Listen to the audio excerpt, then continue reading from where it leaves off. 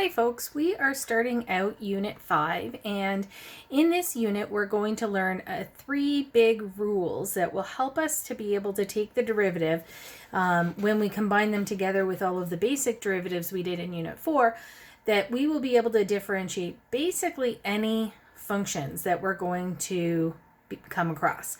So the first rule we're going to look at is the product rule. Now with the product rule, we are going to be finding a way to find the derivative when we have the product of two individual functions that we can take the derivative of. Okay, so we're going to start off with the basic definition of the derivative. So if we have y equals f at x times g at x, so we have this function is the product of two other functions, then we know that the basic first principles definition of a derivative tells us that we're going to take the limit as h approaches 0 of x plus the function at x plus h, so f at x plus h times g at x plus h, minus the original function f at x g at x over h. Now we're going to have to do some finagling here because I want to kind of come up with this rule with you guys, but the first part here is not super intuitive. What I'm going to do is keep this limit notation. We're going to have that there for a while, and there's different ways of going about this. I see an f at x plus h, and I know that if I had the derivative of f at x, it would be f at x plus h minus f at x. So I'm going to subtract f at x, because I want to get this f at x plus h minus this one. But this has a common factor, so I'm actually going to put in g at x plus h. Now, I can't just randomly subtract this in the middle of my equation because that would change what I'm dealing with. But this is kind of similar to like when you're learning completing the square in grade 10, where we say, oh, well, we know what we need to put in there, so we're going to add it in, but then we have to subtract it to balance it out. I knew because I have an f at x plus h, I wanted a minus f at x. And I can see that if I factor out these guys, I'll have kind of part of the definition of the derivative of f. So I need to add this in. So I've got minus f at x plus h, or minus f at x times g at x plus h. So I'll put plus f at x times g at x plus h. And then minus f at x, g at x. And this is actually looking pretty promising over here as well, because now I have a common factor of f at x, and you see the g at x plus h minus g at x. So we're going to use a bunch of our limit properties when we're doing this, but my first step, I'm going to factor out g at x plus h.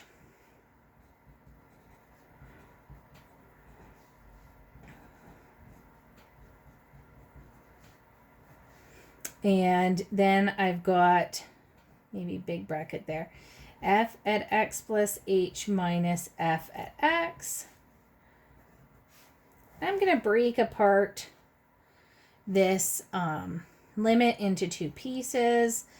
And actually, I do know that I can take the limit of one piece plus the limit of a different piece. That was one of our limit properties, right? So I can say that this is the limit as h approaches 0 of, and factor out from these second two terms on the top, factor out an f at x, and then I have g at x plus h minus g at x all over h. So I have the limit of the first thing plus the limit of the second thing. Now, I have a rule that if I'm finding the limit of a product, that I can also just take the product of the two limits. So I'm going to break this up and say that this is the limit as h approaches 0 of g at x plus h times the limit as h approaches 0 of f at x plus h minus f at x over h plus the limit as h approaches 0 of f at x times the limit as h approaches 0 of g at x plus h minus g at x over h. So I have these 4 individual limits, and hopefully you guys are recognizing that 2 of those limits are actually the definition of the derivative of the function. So that's the definition of f prime at x, and that's the definition of g prime at x. So here, the limit as h approaches 0 of g at x plus h, we can just put in a 0. That's just g at x. And this limit here, this is the actual first principles definition of the derivative of the function f. So f prime at x. And then we've got the limit as h approaches 0 of f at x. There's no h's even in there. That's just f at x. And then this is the first principles definition of the derivative of g. Well, g prime. Normally we would write this a little bit opposite order.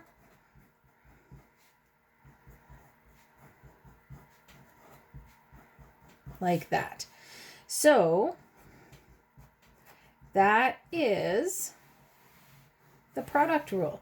So if you have a function that's the product of 2 smaller functions, you're going to take the derivative of the first function, multiply that by the second function, plus the first function itself times the derivative of the second.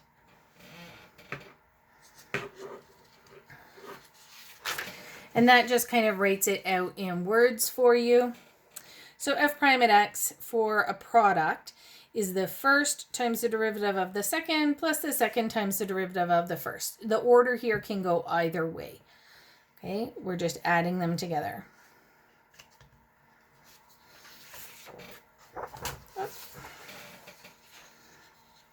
So sometimes we don't need the product rule. Once people learn the product rule, sometimes they apply it everywhere. Like something like this, x plus 2 times x plus 4. Just FOIL that out. Expand it out. You've just got a quadratic. That's easier to expand and simplify before you do the derivative. Not everything is possible, though. If you had, for instance, x squared times ln x, we would need the product rule here because we can't simplify that into the kind of thing we can take the derivative of. Now we look at the x squared as our first function and the ln x as our second.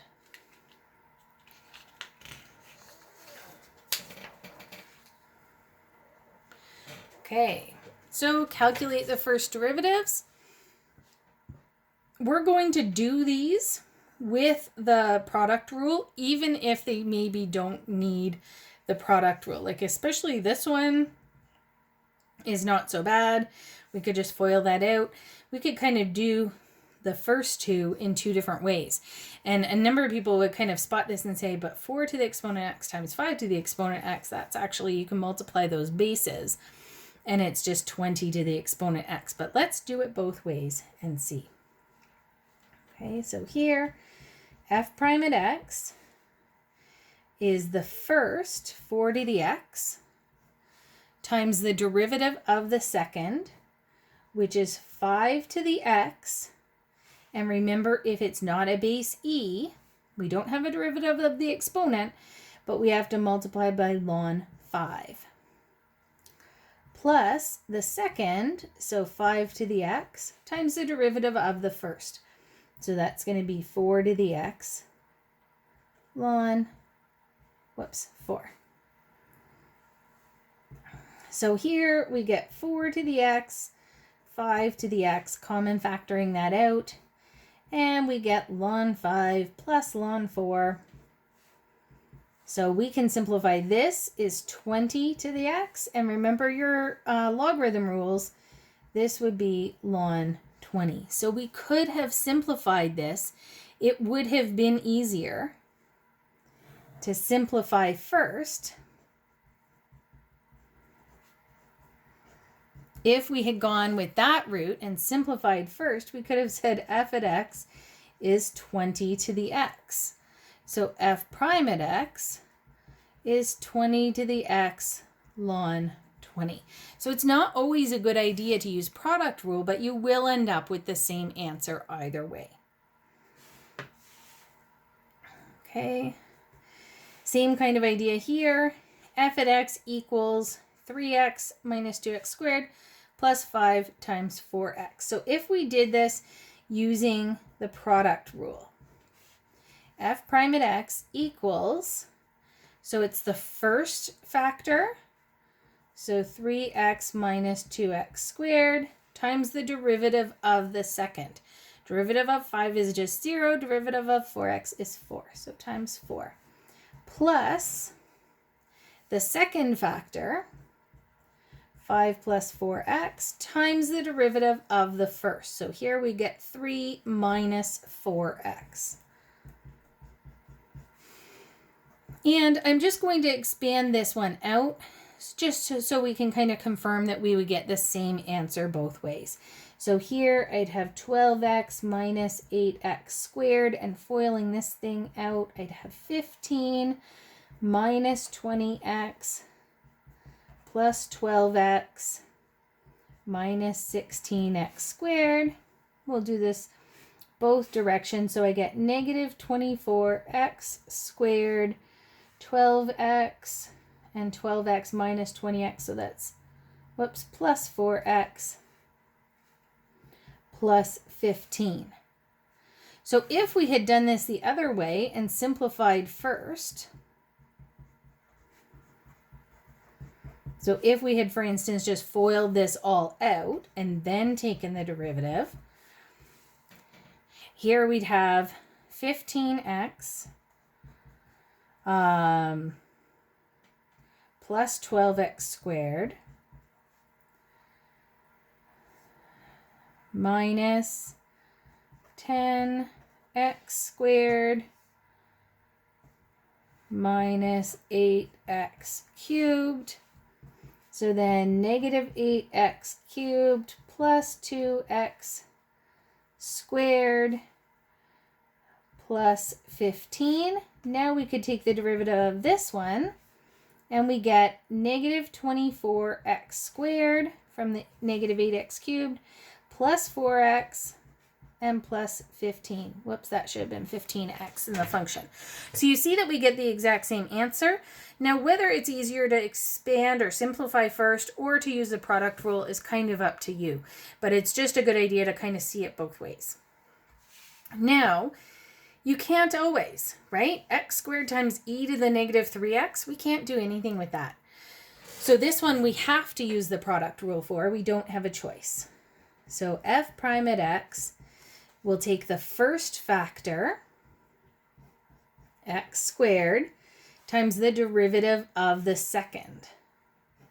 So here we keep everything the same, then multiply by the derivative of the exponent, which is negative 3. Then we take the second, e to the negative 3x, that factor, times the derivative of the first, which is 2x. And we do want to simplify this and leave it factored if possible. So here I have negative 3 times x squared, so negative 3x squared e to the negative 3x plus 2x e to the negative 3x. And then we're going to common factor if we can.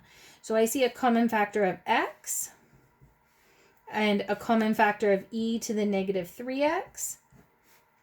And I might actually take out a negative there. So I would get 3x minus 2 in brackets. We always want to leave our answers as factored as possible because a big part of the applications of derivatives is being able to find the zeros. So from here, you probably can't see the zeros, but here we would see that there would be a zero of the derivative when x equals 0 or x equals 2/3. So always factoring your answers if you can.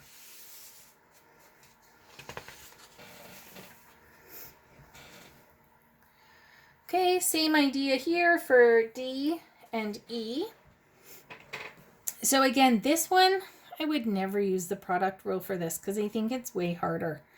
But we're going to do it.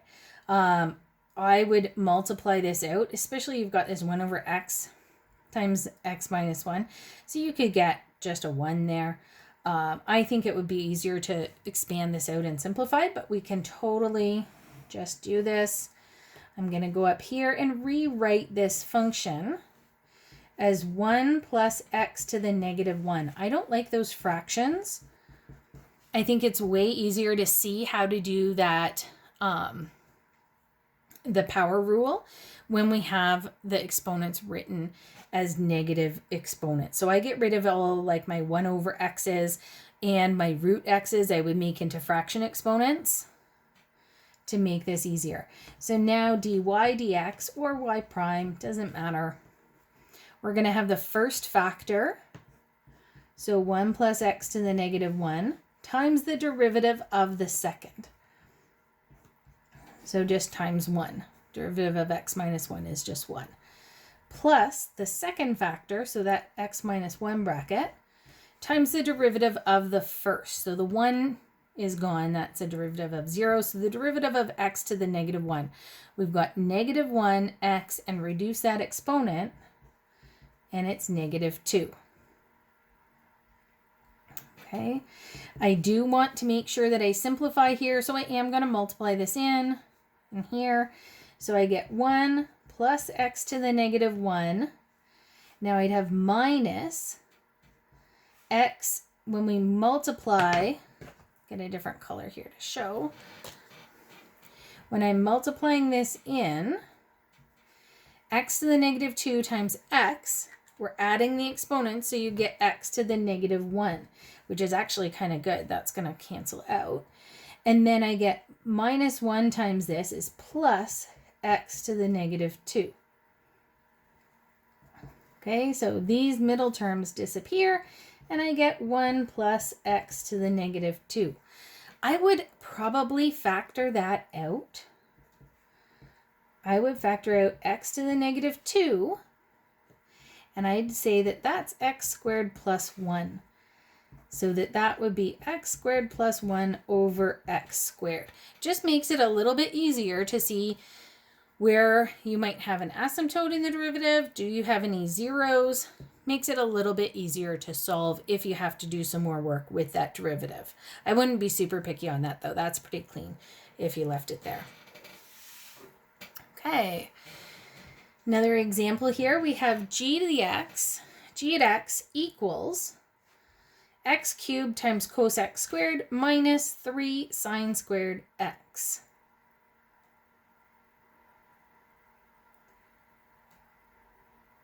So we're going to have to rewrite this in a different way, because that's sine squared x. I don't think we can deal with yet, but we now know the product rule. I'm going to write minus 3 sine x sine x. So that's more clearly a product of two functions. They can just happen to be the same. So now I have two product rules. I have a product rule here and a product rule here. So it's going to be very big. So looking at this first one, the first factor, x cubed, times the derivative of the second. Now the derivative of cos is negative sine, keep the angle the same, and multiply by the derivative of the angle, which is 2x. So that's first times derivative of the second.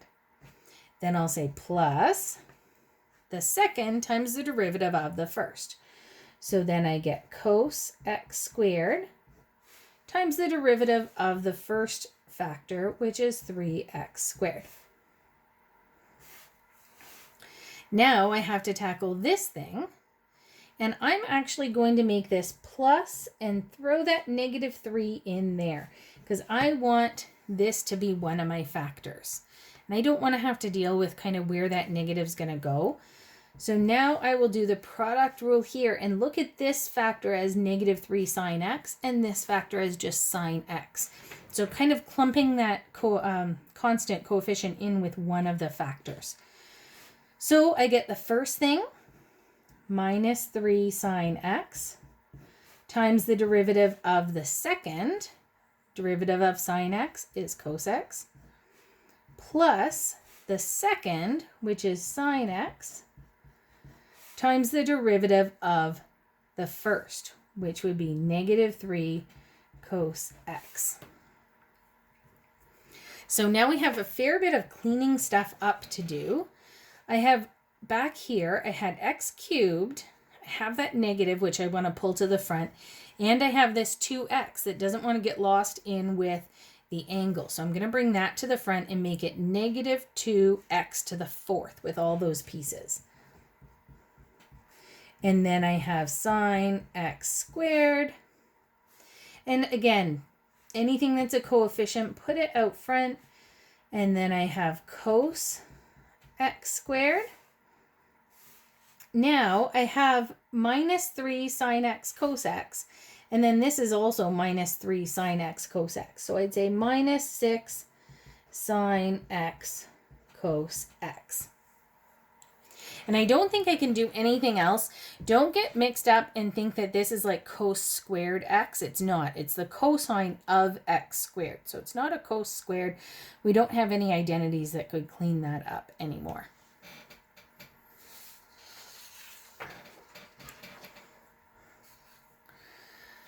Okay, a couple more examples. Here's a pretty simple function. For f at x equals x minus 2 squared minus 4. Find the slope of the curve at x equals 6. So that would be find f prime at 6. Then find the equation of the tangent. Okay, so let's take A. And I don't want to deal with it in this form. I really just want to multiply that out and make this f at x equals, so this would be x squared minus 4x plus 4 minus 4. So I would just get x squared minus 4x. That's so much simpler than trying to pretend that I've got x minus 2 times x minus 2 in factors. Let's do this the easier way. So that's my function. And then let's take the derivative. F prime at x would be 2x minus 4. So f prime at, 6 is what we're looking for. 2 times 6 minus 4, which would be 8. So the slope of the tangent is an 8. Now at x equals 6, we could find f at 6 from the original function. So 6 squared minus 4 times 6, that's 36 minus 24, so it's 12. So we have the point 6, 12, and the slope is 8. So we want to find the equation of the tangent to that function. So we get y equals mx plus b. 12 equals 8 times 6 plus b. And that's 48. 12 minus 48 is negative 36 equals b. So we get y equals 8x minus 36. And that's the slope, or that's the equation of the tangent for that function. Okay. Now for b, I'm going to have to squeeze this in a little bit here. So here we've got a function congruent to y equals x squared with a vertex of -2, 4. So this is going to be kind of the opposite. This would be the function y equals, we know that there's no stretch factor, so a is 1.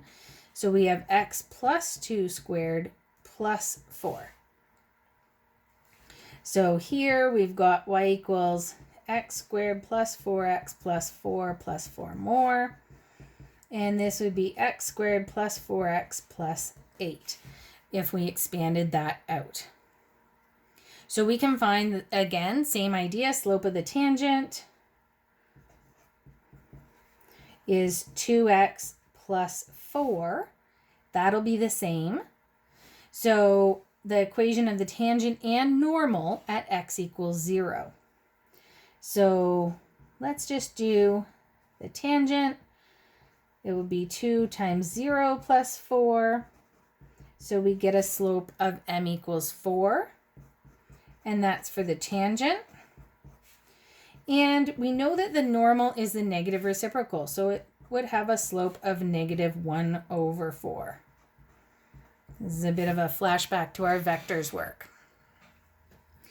So from here, what we can do now is to find the equations. We know at x equals 0, y would equal 8. So then we would find these two equations, and this is a little bit squished in, but y equals mx plus b for the tangent. We know that that would be, oh, this is even easier because we're talking about x equals 0, so we have the y-intercept.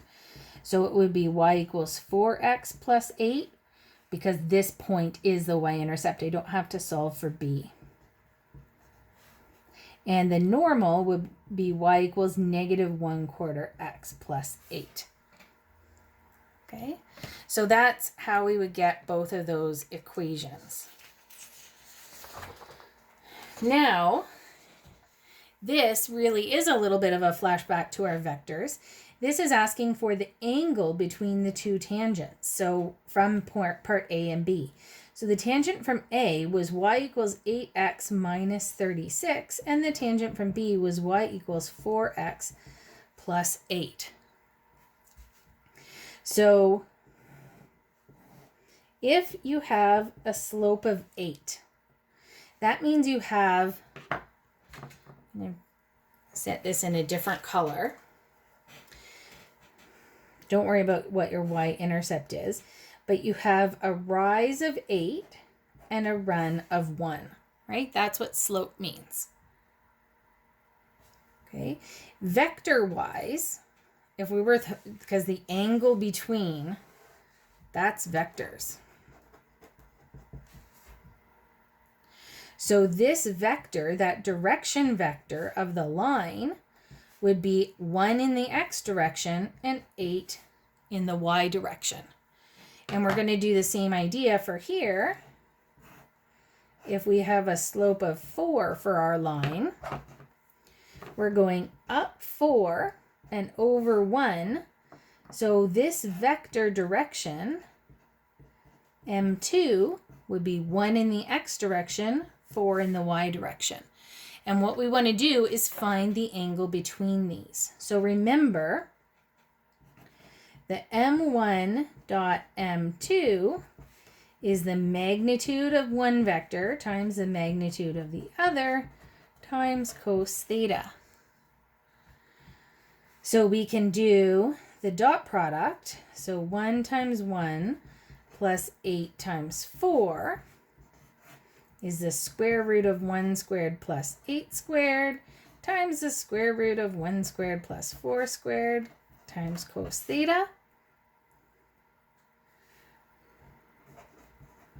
So cos theta here, that's 1 plus 32, so we get 33 over 8 squared is 64, so root 65 and root 17. And then we just plug that into a calculator and figure out what my angle is. So 33 divided by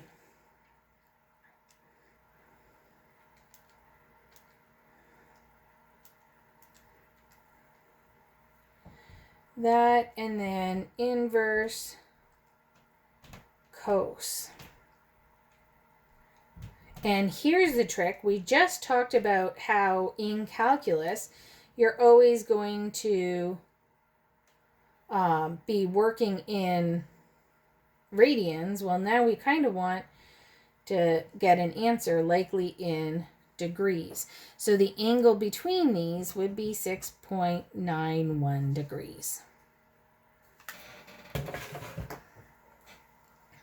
That's everything for the product rule, including a little flashback to our vectors work.